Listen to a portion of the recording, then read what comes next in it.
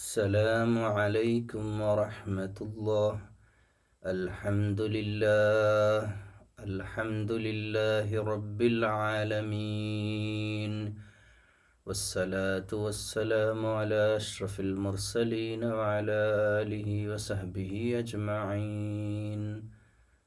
സൂറത്ത് ആലി ഇമ്രാനിലെ 23-ാമത്തെ ആയത്ത് മുതലാണ് ഇൻഷാ അല്ലാഹ് ഇന്ന് നമ്മൾ മനസ്സിലാക്കാൻ പോകുന്നത്.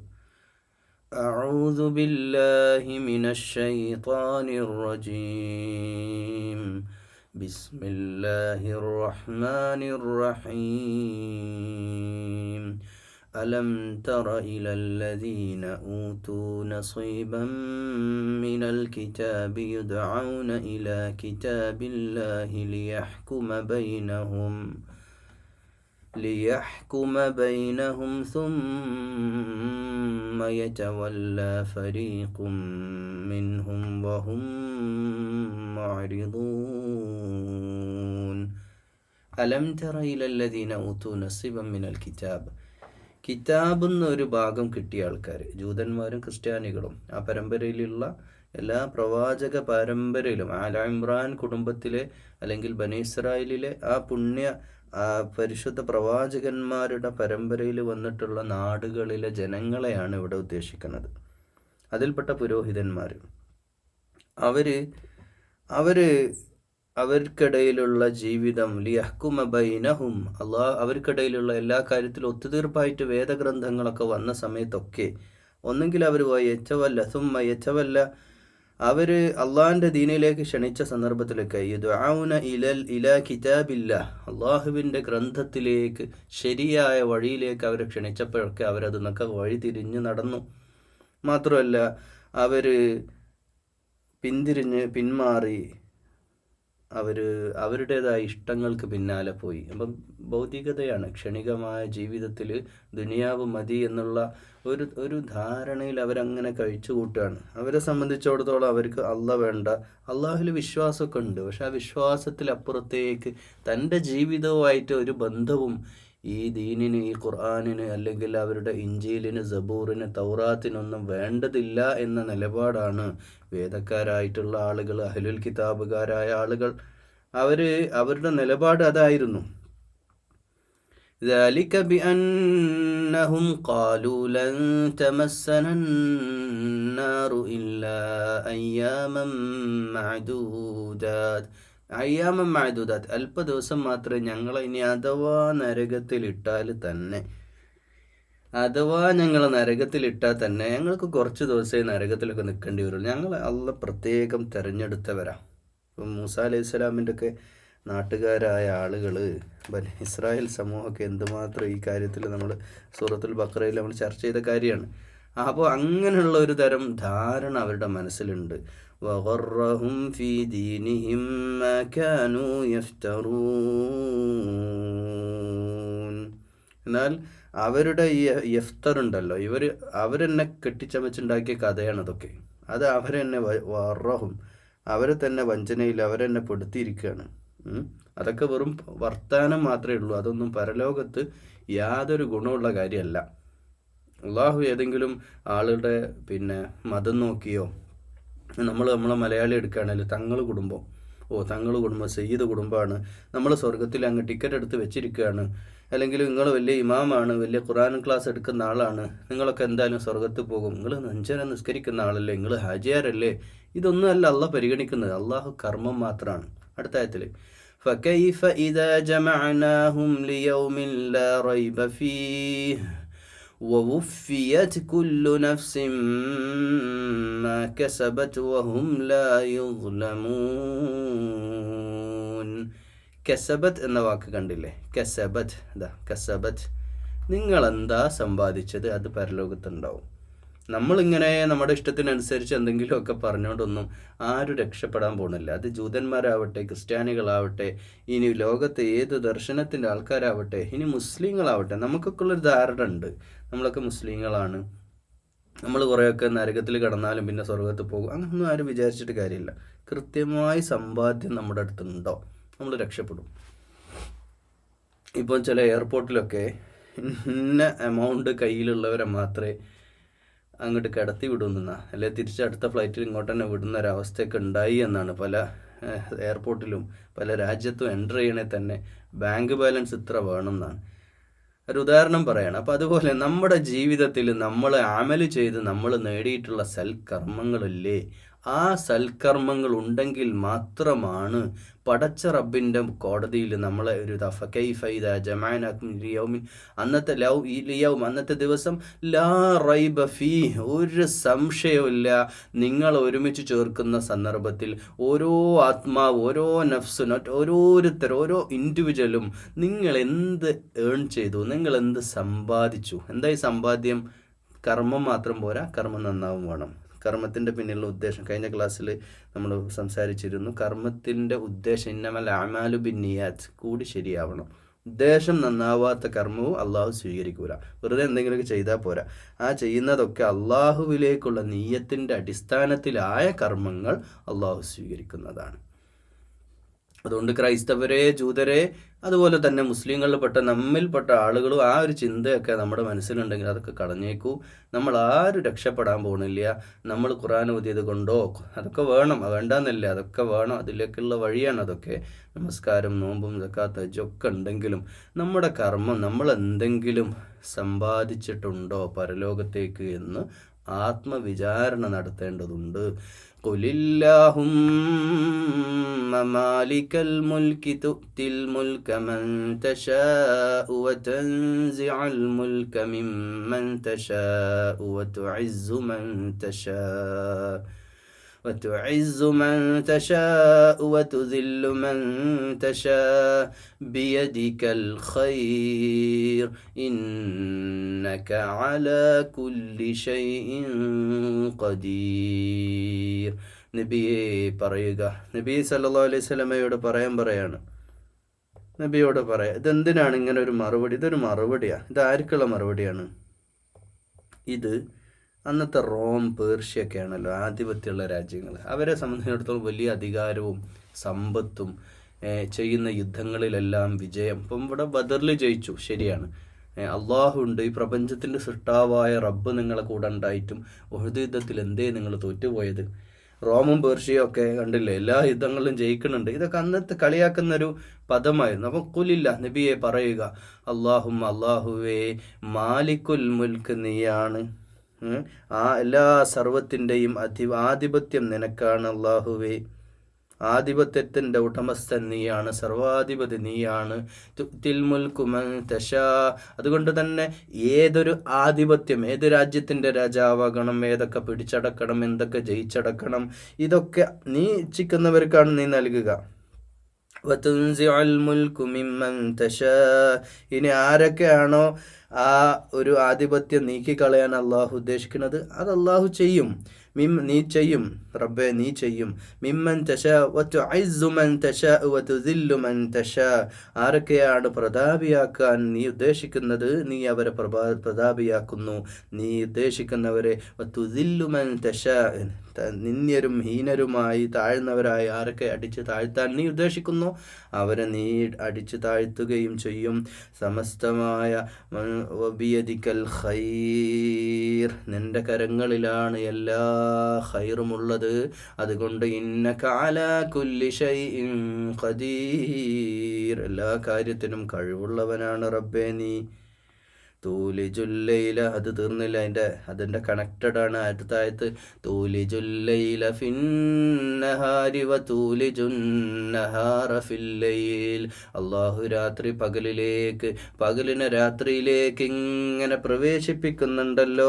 അതിൻ്റെ മനോഹരമായ അവസ്ഥ, സുപ്രഭാതം ഇങ്ങനെ പൊട്ടിവിടരുമ്പോൾ രാത്രിയുടെ പകലിൻ്റെ രാത്രി ഇങ്ങനെ പകലിൽ നിന്ന് രാത്രിയിലേക്ക് വഴിമാറുന്ന ഒരവസ്ഥ, ഒരു വല്ലാത്ത മെല്ലെ ഇങ്ങനെ സമന്വയം പോലെ രാത്രി പകലിലേക്ക്, പകലിനെ രാത്രിയിലേക്ക്, ഇതൊക്കെ അള്ളാഹ് ചെയ്യണില്ലേ? അതുപോലെ ഒരു രാത്രി ഒരാൾക്ക് രാത്രി കൊടുക്കുന്ന പോലെ ഒരു ഭാഗത്ത് പകലുള്ള സൂര്യൻ എപ്പോഴും അവിടെ സ്റ്റില്ലാണെന്ന് മനസ്സിലാക്കണം. ഭൂമിയുടെ കറക്കം, അതിൻ്റെ നിയന്ത്രണം, ചിന്തിക്കുന്ന ആളുകളെ സംബന്ധിച്ചിടത്തോളം അതിലൊക്കെ പാഠമുണ്ട്.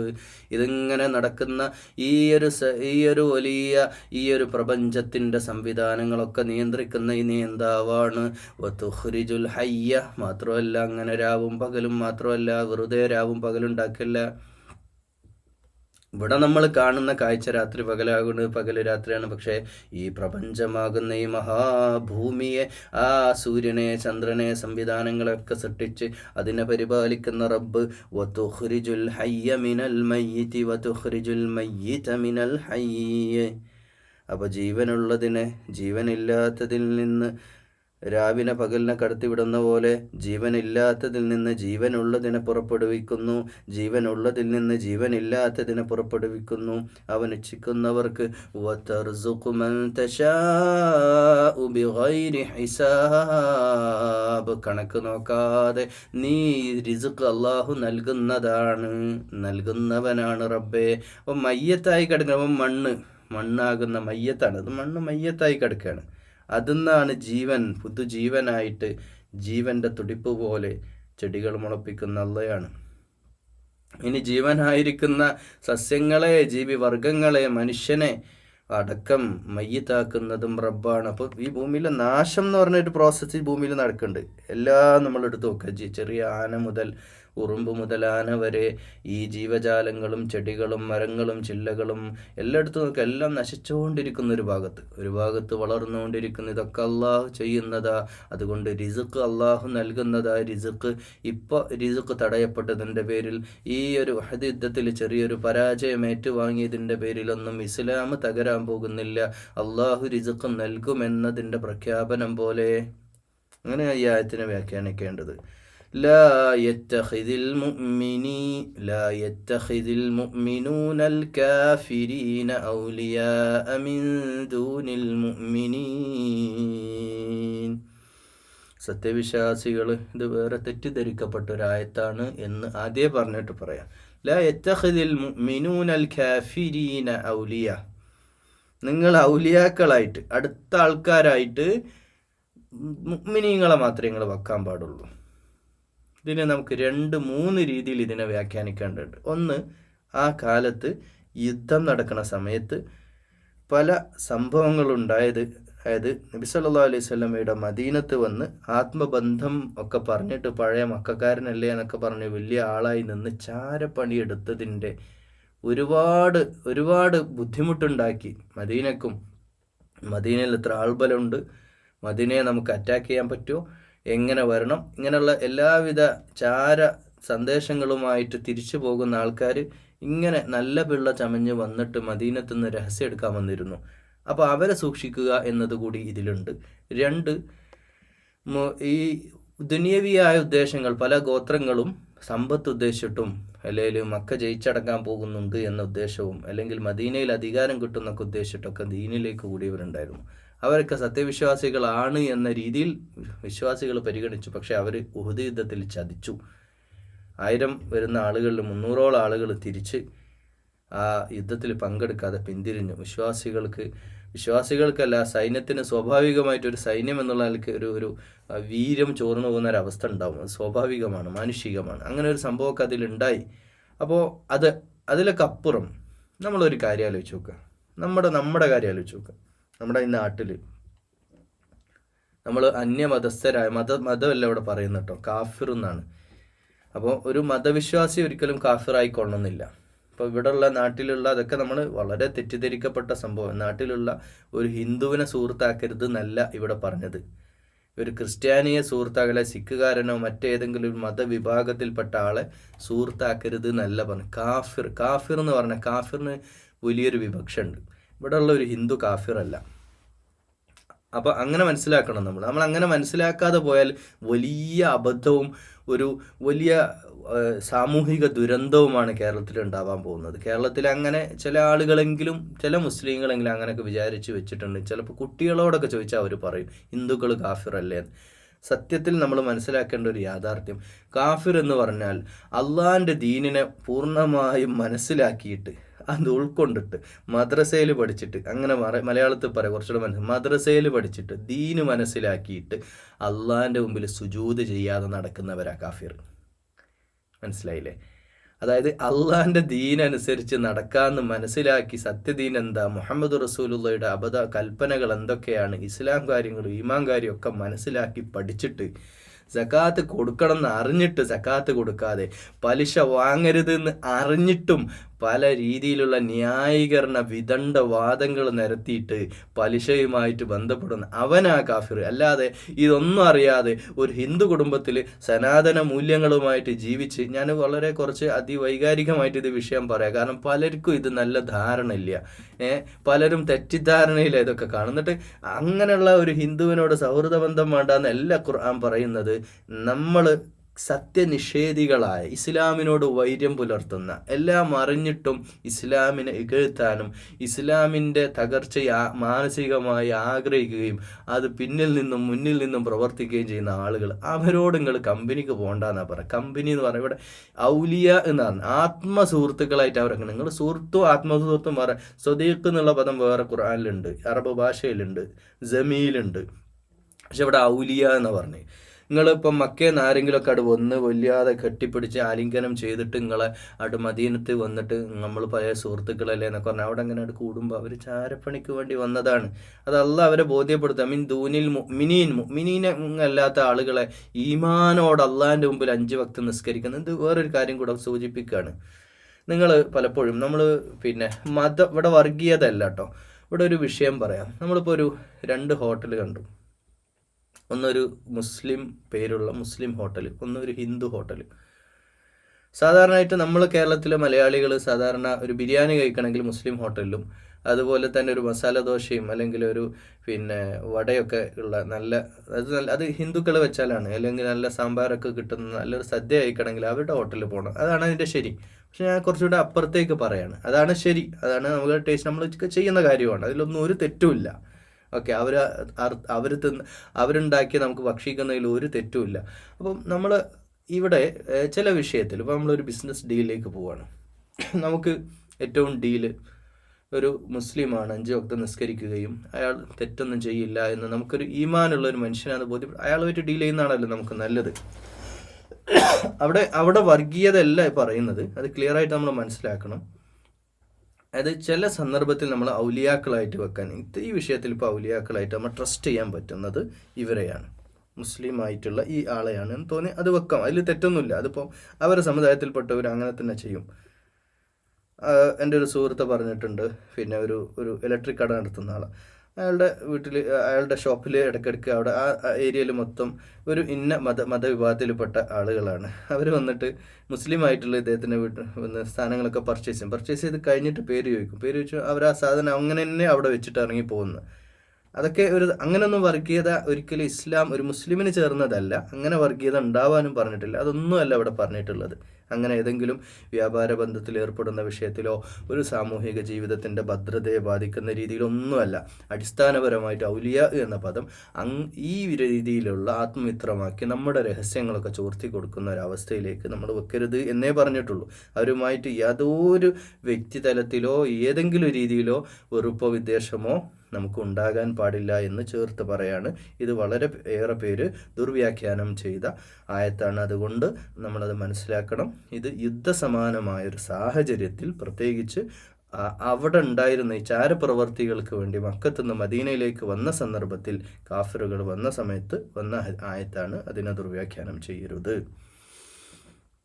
ومن يفعل ذلك فليس من الله في شيء إلا أن تتقوا منهم تقات.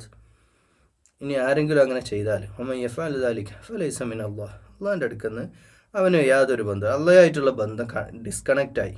അള്ളാഹായിട്ട് പിന്നെ നിങ്ങൾക്ക് ബന്ധമൊന്നുമില്ല, പിന്നെ ഒന്നുമില്ല അള്ളാഹിൻ്റെ അടുക്കൽ. നിങ്ങൾ അള്ളാഹുവിൻ്റെ ശത്രുവാണ്. അള്ളാഹിൻ്റെ ശത്രുക്കളുമായിട്ട് നിങ്ങൾ ബന്ധം പുലർത്താൻ പാടില്ല. ഇല്ല ചച്ചഖു മിൻഹും തുഖാ. അതുകൊണ്ട് അവരുമായിട്ട് കരുതലോടെ വർത്തിക്കുകയാണെങ്കിൽ കുഴപ്പമില്ല. അതായത് കരുതലോടെ വർത്തിക്കുക എന്ന് പറഞ്ഞാൽ നിങ്ങൾ സൂക്ഷ്മതയോടെ ഒരു ഏർപ്പാട്, അതിന് ഒരു കാലികമായൊരു മീനിങ് കൂടെ ഉണ്ട്. ഒരു കാര്യം കൂടി ചെറുതാണ്. അപ്പം നമ്മളിപ്പോൾ ഇന്ത്യയിൽ കാണുന്ന ചില ഉത്തരേന്ത്യൻ സംസ്ഥാനത്തൊക്കെ കാണുന്ന ഒരു സംഭവമുണ്ട്. മുസ്ലിങ്ങളായ ആളുകളൊക്കെ കൊണ്ടുവന്ന് തൊപ്പിയൊക്കെ പിടിച്ചു വാങ്ങി നമ്മൾ ജയ് ശ്രീരാം വിളിക്കട എന്ന് പറഞ്ഞിട്ട് വളരെ ശക്തമായിട്ട് അടിക്കുകയും വാളിൻ്റെ മുമ്പിലൊക്കെ നിർത്തിയിട്ട് പറയുകയും ചെയ്യുന്നു.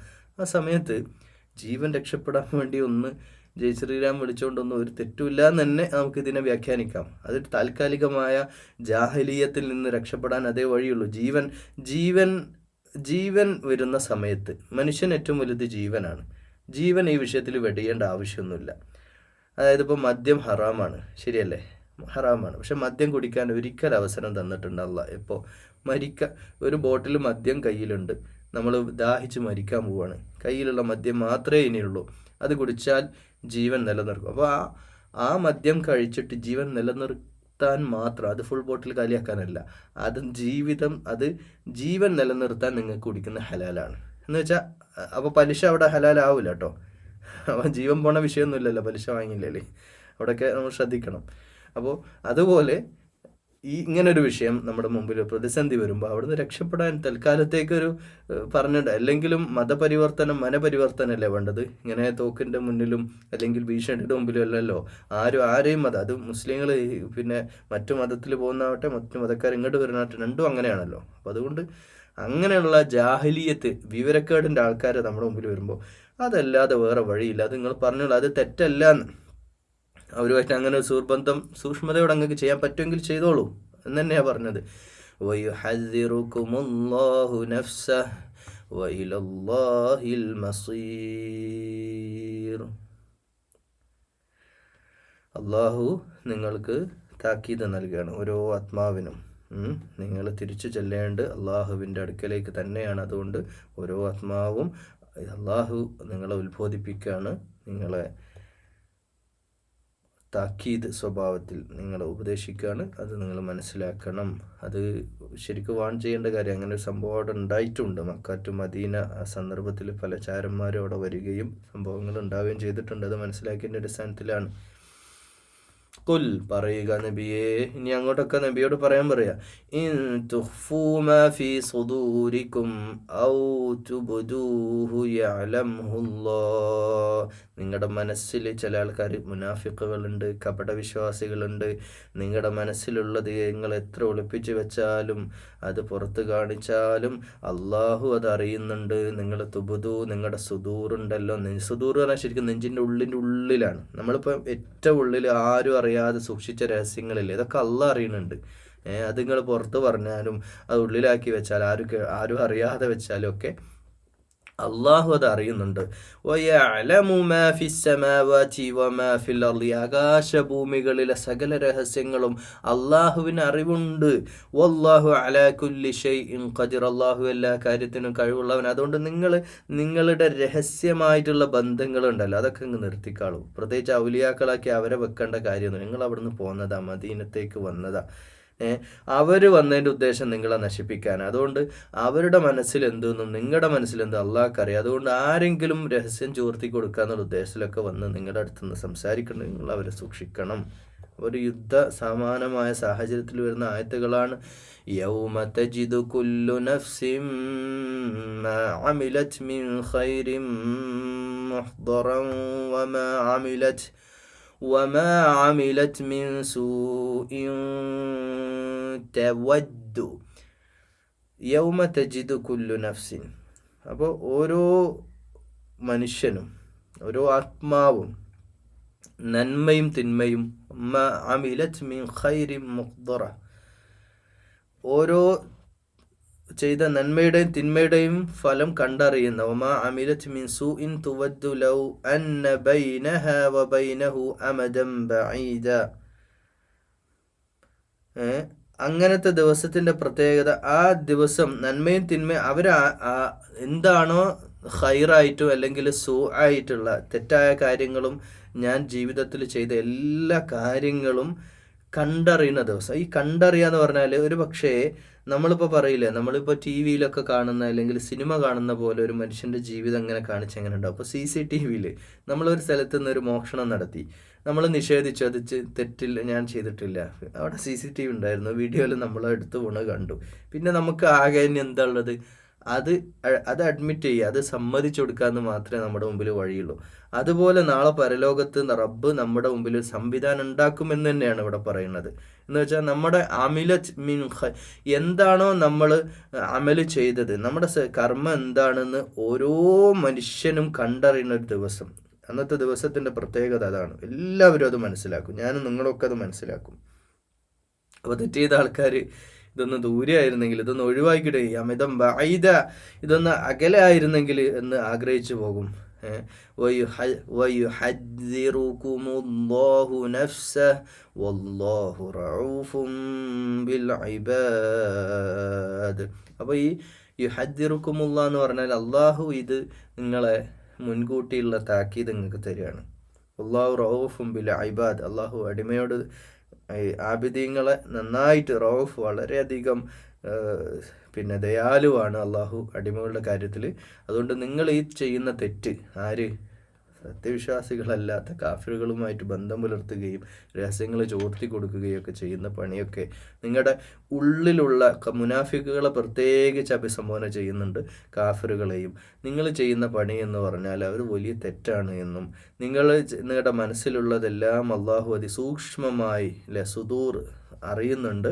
അതുകൊണ്ട് നിങ്ങൾ ചെയ്യുന്ന തെറ്റ് അത് ലോകം പ്രപഞ്ചം സൃഷ്ടിച്ച അള്ളാഹുവിനല്ല അത് അറിയാം. നിങ്ങളത് മറച്ചു വെച്ചാലും ഒളിഞ്ഞായാലും തെളിഞ്ഞാലും നിങ്ങൾ ചെയ്യുന്നൊക്കെ അള്ളാഹ് അറിയുന്നുണ്ട്. അന്നത്തെ ദിവസം നിങ്ങളെ പിടികൂടുന്നതാണ്. അന്ന് നിങ്ങൾ ചെയ്ത നന്മയും തിന്മയൊക്കെ അള്ളാഹിൻ്റെ മുമ്പിൽ വരുമ്പോൾ അന്ന് ഈ ദിവസം ഇല്ലായിരുന്നെങ്കിൽ എന്ന്, അകലെ ആയിപ്പോയി ഇവിടെ നിന്ന് രക്ഷപ്പെട്ടിരുന്നെങ്കിൽ എന്ന് നിങ്ങൾ ചിന്തിച്ചു പോകുന്ന ദിവസമാണ്. പറയുക നബിയെ സല്ലല്ലാഹു അലൈഹി വസല്ലമയോട് പറയാം, കുൽ പറയുക. ഈ കുൽ എന്ന് പറയുന്നൊക്കെ നബി സല്ലല്ലാഹു അലൈഹി വസല്ലമയോട്, ലോകത്തോട് പറയാനും ആ നാട്ടുകാരോട് വിശ്വാസികളോട് പറയാൻ വേണ്ടിയാ. ഇൻ കുൻതും തുഹിബ്ബൂനല്ലാഹ, നിങ്ങൾ ആരെങ്കിലും അള്ളാഹിനെ ഇഷ്ടപ്പെടുന്നുണ്ടെങ്കിൽ, ഹബ്ബ് എന്ന് പറഞ്ഞാൽ അത്രയും ഇഷ്ടാട്ടോ, അത്രയും നിങ്ങൾ അള്ളാഹുവിനെ നിങ്ങൾ ഇഷ്ടപ്പെടുന്നുണ്ടെങ്കിൽ, സ്നേഹിക്കുന്നുണ്ടെങ്കിൽ, യുഹിബ്ബൂനല്ലാഹ ഫത്തബിഊനി, നിങ്ങൾ എന്നെ സ്നേഹിക്കുക, എന്നെ പിൻപറ്റുക. അള്ളാഹിനെ സ്നേഹിക്കണമെങ്കിൽ ഫത്തബിഊനി യുഹ്ബിബുകുമുല്ലാഹ്, അള്ളാഹു നിങ്ങളെ സ്നേഹിക്കും. അപ്പോൾ അള്ളാഹിൻ്റെ റസൂലിനെ പിൻപറ്റുക എന്ന് പറഞ്ഞാൽ എന്താണ്? ഇപ്പോൾ നമ്മൾ മീലാദ് വരുമ്പോൾ, റബീഉൽ അവ്വൽ വരുമ്പോൾ ഒരു വല്ലാത്തൊരു കൊട്ടിഘോഷം നാട്ടിൽ അല്ലേ, വയലുകളും പരിപാടികളും ജാഥകളും പ്രചാരണങ്ങളും, അതവിടെ ഒരു ദിവസം കൊണ്ടോ ഒരു മാസം കൊണ്ടോ തീരുകയാണ്. യഥാർത്ഥത്തിൽ 365 ദിവസവും നബി സല്ലല്ലാഹു അലൈഹി വസല്ലമയെ ജീവിതം കൊണ്ട് ആഘോഷിക്കേണ്ടവരാണ് നമ്മളൊക്കെ അല്ലേ. യഥാർത്ഥത്തിൽ നബി സല്ലല്ലാഹു അലൈഹി വസല്ലമയുടെ നാവ്, സംസാരം എങ്ങനെയാണോ, നബി സല്ലല്ലാഹു അലൈഹി വസല്ലം ജനങ്ങളോട് എങ്ങനെ ഇടപഴകി, കുടുംബത്തിൽ എങ്ങനെ ആയിരുന്നു, സാമ്പത്തികം എങ്ങനെ കൈകാര്യം ചെയ്തു, പലിശ വാങ്ങിയോ, മദ്യപാനത്തോടുള്ള സമീപനം എന്താണ്, മദ്യപാനികളോടുള്ള സമീപനം എന്താണ്, അയൽവാസികളെ എങ്ങനെ പരിഗണിച്ചു, സുഹൃത്തുക്കളോട് എങ്ങനെ ട്രീറ്റ് ചെയ്തു, എങ്ങനെ ഓരോരോ കാര്യവും നമ്മൾ പഠിച്ച് നമ്മുടെ അള്ളാഹിൻ്റെ റസൂലിനെ നമ്മൾ ജീവിതത്തിൽ ഇത്തിബാ ചെയ്യുക, അതായത് നമ്മൾ അതുപോലെ ഫോളോവറായിട്ട് മാറുക. അപ്പം ഉദാഹരണമായിട്ട് പറയുകയാണെങ്കിൽ, ഇപ്പം രാഷ്ട്രീയ രംഗത്തോ അല്ലെങ്കിൽ സിനിമാ രംഗത്തോ അല്ലെങ്കിൽ ഏതെങ്കിലും ഒരു പദവിയിലുള്ള ഒരാളെ നമ്മൾ കണ്ടു കഴിഞ്ഞാൽ നമ്മൾ അയാളെ സ്നേഹിക്കാൻ തുടങ്ങും. ജീവിതത്തിൽ ഒരിക്കലെങ്കിലും ചെറുപ്പകാലത്തൊക്കെ നമ്മൾ ഏതെങ്കിലും ഒരാളെ ഇങ്ങനെയൊക്കെ, പലപ്പോഴും സിനിമാ രംഗത്തൊക്കെ ഉള്ള ആളുകളൊക്കെ നമ്മളിങ്ങനെ അനുകരിക്കുന്ന ഒരു അവസ്ഥ ഉണ്ട്. ഒരു ഫാൻ ആവുക എന്ന് പറയും, ഫാൻസ് അസോസിയേഷനുകളൊക്കെ ഉണ്ടല്ലോ. അപ്പോൾ യഥാർത്ഥത്തിൽ അങ്ങനെ ഉള്ള ആൾ, ഇപ്പോൾ കുട്ടികളുടെ കാര്യം എടുത്ത് നോക്കുക, ഒരു ഫുട്ബോൾ താരം, കുട്ടികൾക്ക് ഫുട്ബോളിനോട് വലിയ ക്രേസ് ആയിരിക്കും ചെറുപ്പത്തിൽ. അപ്പോൾ ആ ഫുട്ബോൾ കളിക്കുന്ന ഒരു കുട്ടിയെ സംബന്ധിച്ചിടത്തോളം അവന് ഇഷ്ടപ്പെട്ട പ്ലെയർ ഏത് ഡ്രസ്സ് ധരിക്കുന്നു, ഏത് ബൂട്ട് ധരിക്കുന്നു, ആ പ്ലെയർ എങ്ങനെയാ മുടി വെട്ടുന്നത്, അതുപോലെ വെട്ടാനൊക്കെ കുട്ടി ആ കുട്ടി അങ്ങനെ തന്നെ മനസ്സുകൊണ്ട് തയ്യാറാവും എന്നുള്ളതാണ്. ഒരു പക്ഷേ കോലം കെട്ട കോലക്കായിരിക്കും ഇയാൾക്ക് വെട്ടിയിട്ടുണ്ടാവുക, ഈ മുടി വെട്ടുന്ന ആൾ.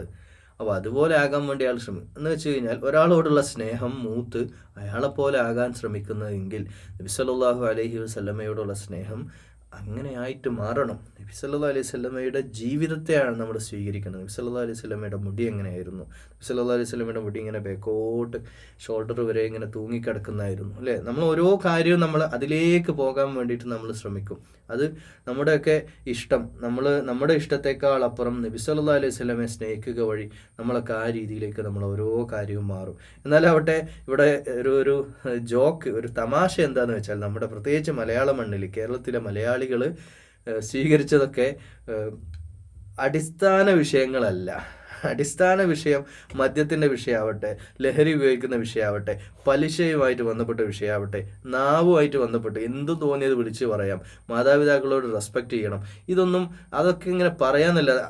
അതിൻ്റെ അപ്പുറം നിസ്കാരത്തിൽ വിരലാട്ടണോ, കൈ എവിടെ കെട്ടണം, റുക്കു എങ്ങനെ പോകണം, സുജൂദ് എങ്ങനെ പോകണം, ഉളു എടുക്കുമ്പോൾ എന്ത് ചെയ്യണം, അങ്ങനെ അതൊക്കെ എന്താണ് യഥാർത്ഥത്തിൽ ആരാധനാനുഷ്ഠാനങ്ങളുമായിട്ട് ബന്ധപ്പെട്ട വിഷയത്തിലൊക്കെ വല്ലാത്ത നിഷ്ഠ പാലിക്കുന്ന, അതിനുവേണ്ടി തർക്കിക്കുകയും അതിനുവേണ്ടി വേദികളൊക്കെ ഉണ്ടാക്കുകയും പരസ്പരം അങ്ങോട്ടും ഇങ്ങോട്ടും ഖണ്ഡന മണ്ഡനങ്ങളൊക്കെ നടത്തുകയും ചെയ്തൊരു കാലം ഉണ്ടായിരുന്നു. നമ്മൾ ആലോചിച്ച് നോക്കണം.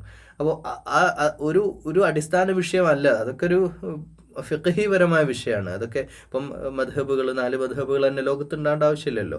അപ്പം മാലിക്കി മദ്ഹബ് ആവട്ടെ, ഹംബലി ആവട്ടെ, ഷാഫി ആവട്ടെ, അതുപോലെ ഹനഫി ആവട്ടെ, അവരുടേതായ ഇഷ്ടങ്ങളിൽ അവർ ജീവിച്ചോട്ടെ. അതിൻ്റെ പേരിലൊന്നും ആരും പിടിച്ച് നരകത്തിലിടാനൊന്നും പോകുന്നില്ല. അതൊക്കെ അവരുടേതായ മദ്ഹബിൻ്റെ അടിസ്ഥാനത്തിൽ അവർ ജീവിക്കട്ടെ. അങ്ങനെയാണെങ്കിൽ ഈ മദ്ഹബിൻ്റെ ഇമാമിങ്ങളൊന്നും ആലിമീങ്ങളല്ല എന്ന് പറയേണ്ടി വരുമല്ലോ. നമ്മളങ്ങനെ പറയണേ. അഭിപ്രായ വ്യത്യാസങ്ങളായി കാണുകയും അത് അങ്ങനെ തന്നെ അവരുടെ ഇഷ്ടങ്ങളെ ഫോളോ ചെയ്ത് മുന്നോട്ട് പോയിക്കോട്ടെ എന്ന് നമ്മൾ മനസ്സിലാക്കിയാൽ മതി. പക്ഷേ ഇവിടെ അടിസ്ഥാന വിഷയമായിട്ട് പലിശ അവിടെ കിടക്കണം. പലിശ വാങ്ങുന്നവരില്ലേ, പലിശ വാങ്ങിയിട്ട് പലിശയിൽ ഇങ്ങനെ ജീവിച്ചുകൊണ്ട് എന്നിട്ട് നിസ്കരിക്കാൻ അപ്പോൾ അടിസ്ഥാന വിഷയത്തിൽ നിന്ന് മാറാൻ പാടില്ല. അതാണ് ഇത്തിബാ ചെയ്യുക, റസൂലിന് ഇത്തിബാ ചെയ്യുക എന്ന് പറഞ്ഞാൽ അടിസ്ഥാന വിഷയങ്ങൾ കാര്യമായിട്ടും. എന്നാൽ ഏതെങ്കിലും വിഷയത്തിലൊന്നും റസൂൽ സല്ലല്ലാഹു അലൈഹി വസല്ലമയെ മാതൃക ആക്കേണ്ടോ ഇല്ല. എല്ലാ കാര്യത്തിനും നബി സല്ലല്ലാഹു അലൈഹി വസല്ലമക്ക് മാതൃകയല്ല. എന്തുകൊണ്ട്? ഒട്ടകപ്പുറത്താണ് നബി സല്ലല്ലാഹു അലൈഹി വസല്ലമ സഞ്ചരിച്ചത്, കുതിരപ്പുറത്താണ് സഞ്ചരിച്ചത്. നമ്മൾ ആരെങ്കിലും നാളെ വീട്ടിലെ ബൈക്ക് മാറ്റി ഒട്ടകം വാങ്ങി വെക്കും, എന്നിട്ട് ഒട്ടകപ്പുറത്ത് ഞാൻ നാളെ ഓഫീസിൽ പോകണമെന്ന് ആരെങ്കിലും പറയും? അതായത് എല്ലാ വിഷയമല്ല, അടിസ്ഥാനപരമായ തൗഹീദിൻ്റെ ഇസ്ലാമിൻ്റെ അഖീദ ഉണ്ടല്ലോ, ആ വിഷയത്തിൽ ഇത്തിബാ ചെയ്യാനാണ് പറഞ്ഞത്.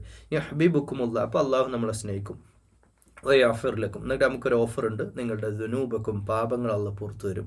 വല്ലാഹു ഗഫൂറുർ റഹീം, അള്ളാഹു കാരുണ്യവാനാണ്, എല്ലാം പുറത്തു തരുന്നവനുമാണ്.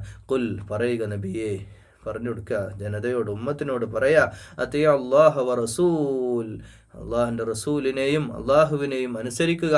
ഫഇൻ തവല്ലൗ ഫഇന്നല്ലാഹ ലാ യുഹിബ്ബുൽ കാഫിരീൻ, ഈ സത്യനിഷേധികളായ ആളുകളെ, ഈ നിഷേധികളെ അള്ളാഹു ഇഷ്ടപ്പെടുന്നില്ല എന്നും അതിന്ന് പിന്തിരിഞ്ഞാൽ, അള്ളാഹിൻ്റെ റസൂലിനെ അനുസരിക്കുന്നതിൽ നിന്ന് അള്ളാഹുവെ അനുസരിക്കുന്നതിൽ നിന്ന് നിങ്ങൾ പിന്തിരിഞ്ഞാൽ, തവല്ലൗ ഫഇന്നല്ലാഹ ലാ യുഹിബ്ബുൽ കാഫിരീൻ, കാഫിറുകളായ ആളുകളെ അള്ളാഹു ഒരിക്കലും ഇഷ്ടപ്പെടുന്നില്ല എന്ന കാര്യം അവരെ അറിയിച്ചേക്കുക എന്ന് അള്ളാഹു സുബ്ഹാനഹു വ തആല പറയുന്നുണ്ട്.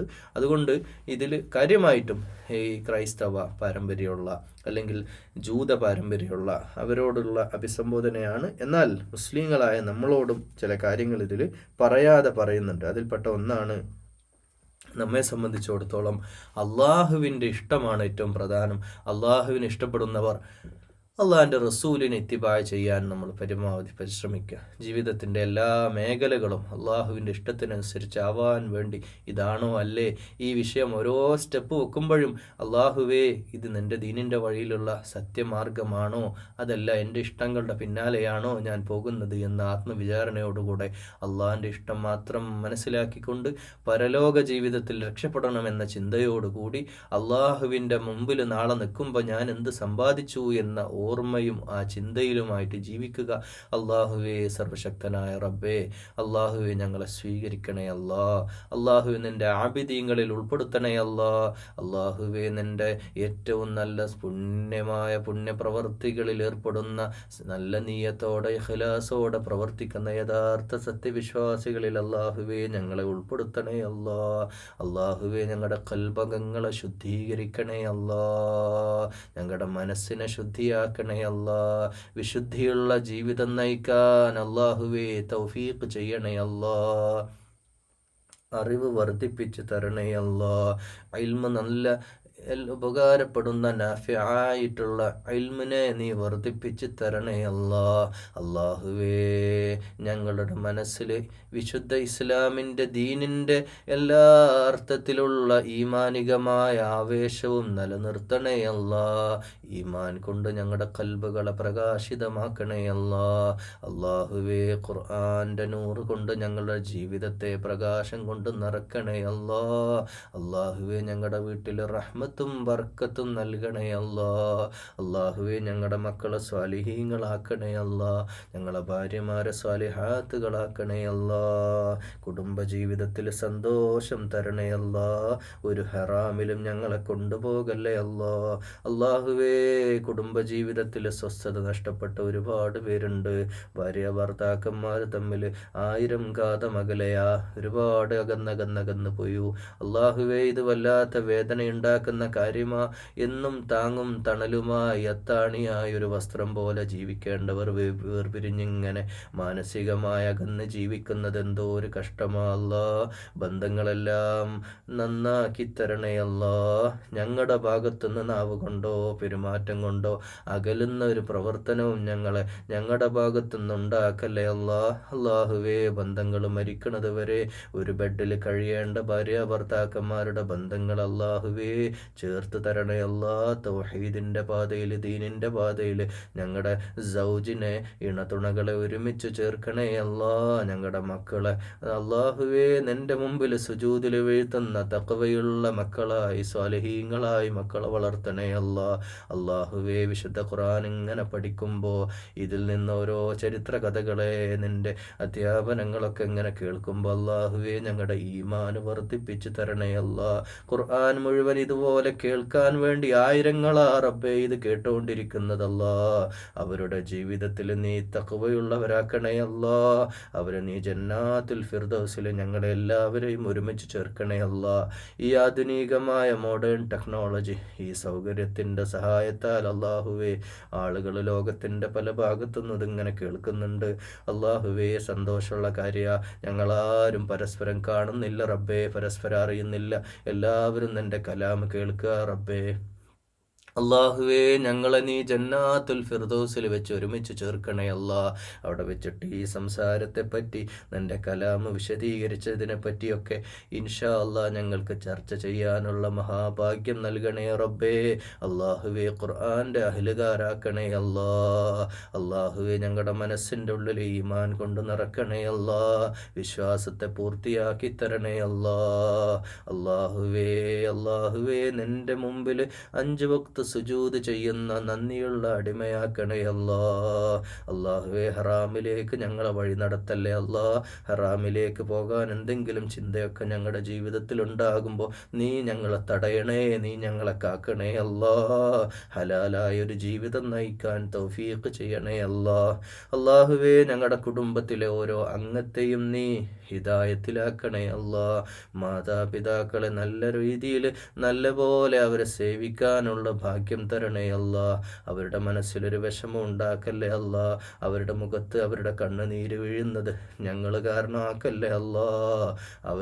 അവർ മരിക്കുന്നത് വരെ സന്തോഷത്തോടെ അവരെ പരിപാലിക്കാൻ അള്ളാഹുവേ തൗഫീഖ് ചെയ്യണേ അല്ലാ. അള്ളാഹുവേ ഞങ്ങളുടെ നാടിനെ അനുഗ്രഹിക്കണേ അല്ലാ. ഈ നാട്ടിൽ വർഗീയമായ പല ചേരിതിരിവുകൾ ഉണ്ടാക്കാനുള്ള ബോധപൂർവമായ ശ്രമങ്ങൾ നടക്കുന്നുണ്ടല്ലാ.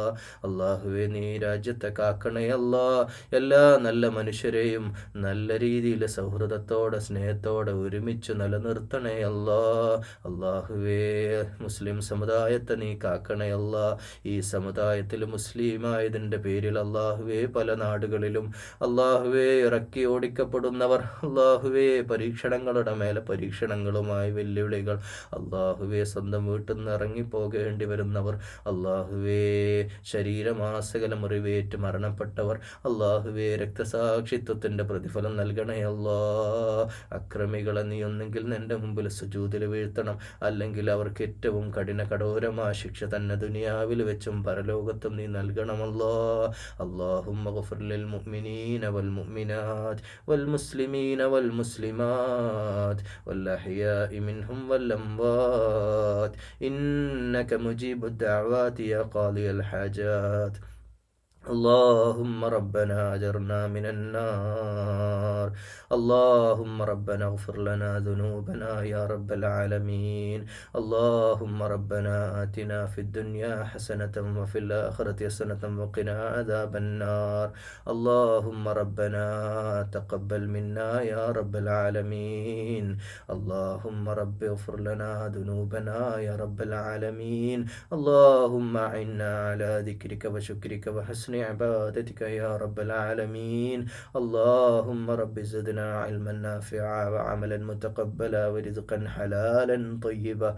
اللهم ربنا تقبل منا يا رب العالمين. وآخر دعوانا الحمد لله رب العالمين. السلام عليكم ورحمة الله.